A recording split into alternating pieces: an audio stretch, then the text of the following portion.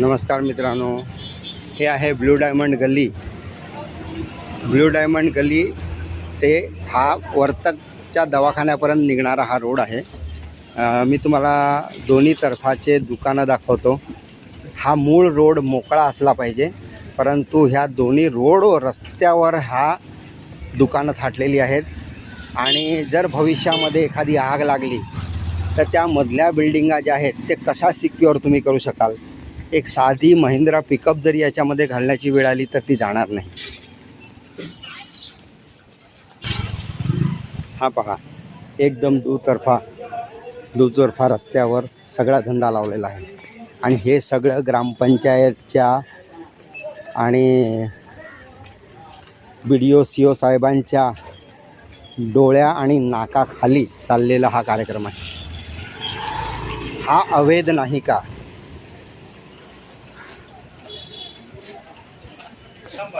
आता या ठिकाणी तुम्ही पहा, मोठ्या मोठ्या बिल्डिंग आहेत. ह्या बिल्डिंगांना जर आग लागली तर कशी विझणार. हे पूर्ण मार्केट पुढे निघते वर्तक गल्लीपर्यंत, वर्तक दवाखान्यापर्यंत. बघा, एक पिकअप फिरू शकत नाही, रिटर्न पण येऊ धड शकत नाही. एवढा अडचण फक्त पायी चालायचं. तेव्हा की हा रोड पूर्ण मोकळा असला पाहिजे थ्रू आऊट. आणि ह्या पूर्ण भ्रष्टाचाराला बळी पडलेला हा रोड आहे. आणि हे अख्खं मार्केट आहे.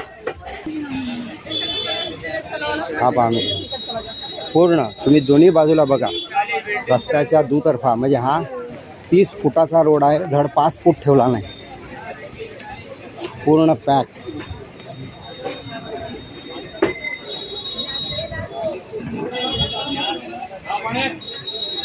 पूर्ण रस्त्यावर थाटलेली दुकानं.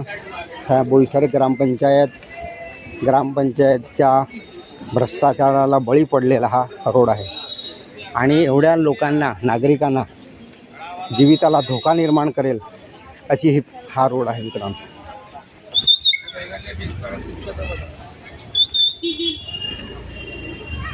हा 30 फुटाचा रोड, धड स्कूटर जाण्याचे वांदे.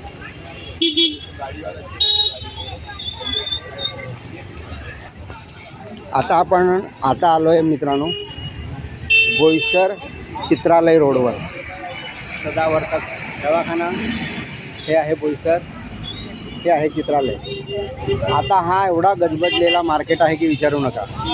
तरीसुद्धा याच्यावर आजपर्यंत शून्य मात्र कारवाई. कारण राजकीय मदत, राजकीय स्वार्थ आणि भ्रष्टाचाराला बळी.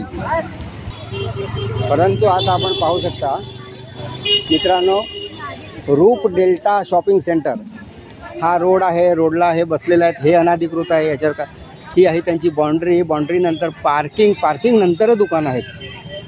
परंतु कारवाई कोणावर? तर कारवाई ह्यांच्यावर होणार असा आदेश काढण्यात आला आहे. हे एवढं सुंदर, सुसज्जित, स्वच्छ असं बनवलेलं आहे. एवढं सुंदररित्या बनवलेलं आहे. याच्यामध्ये शौचालयाचीही व्यवस्था केलेली आहे. चांगली सुटसुटीत जागा आहे, स्वच्छता आहे. परंतु राजकीय बळी आणि राजकीय दृष्ट्या हे बघा मित्रांनो, हे सुंदररित्या महिलांसाठी शौचालय, पुरुषांसाठी शौचालय. हे बोईसरच्या मार्केटमध्ये असं कुठेही तुम्हाला भेटणार नाही. अशा सुंदररित्या इथे शौचालय बनवलं आहे. कुठेही घाण कचरा नाही, कुठेही वेस्ट नाही. आणि मालकी जागेवर बनवलेलं आहे. तरीसुद्धा तक्रार कोणाची? तर मालकी जागेवर बनवलेल्या दुकानावर तक्रार. फक्त आणि फक्त राजकीय स्वार्थ, चुकीच्या पद्धतीने दिशाभूल करणारा प्रकार घडला आणि मग या कारवाईसाठी प्रेरित झालेलं आहे मित्रांनो. तर हे कुठेतरी थांबले पाहिजे. जे खरंच अडचणीचं आहे, जे इतक्या सुंदररित्या बांधलेल्या गाड्या आहेत, स्वच्छता आहे, सगळ्या ठिकाणी योग्यरित्या आहे, तरीसुद्धा मित्रांनो ह्याच्यावर कारवाई होणार असा म्हणून आदेश पारित करण्यात आलेले आहेत. प्रशासनाने ह्या गोष्टीकडे लक्ष दिलं पाहिजे की स्वच्छता कुठे आहे, अडचण कुठे आहे. अडचण कुठेही नाही. बघा, योग्य पार्किंगची व्यवस्था दिलेली आहे, सुटसुटीत गाड्या आहेत, योग्य लोक गोल फिरूही शकतात. आणि जी मी मार्केट दाखवलं तो रोड अडवलेला आहे, पण जो रोड अडवला आहे त्याच्यावर आजपर्यंत कारवाई झाली नाही. परंतु ह्या रूप डेल्टावर कारवाई करण्यासाठी आज कोर्टाने आणि माननीय तहसीलदार साहेबांनी आदेश काढले हे कुठेतरी चुकीचे आहे आणि असं घडले नाही पाहिजे. सदर जागा मित्रांनो मालकी आहे, सातबारा आहे, NA प्लॉट आहे, NA टॅक्स भरलेला आहे.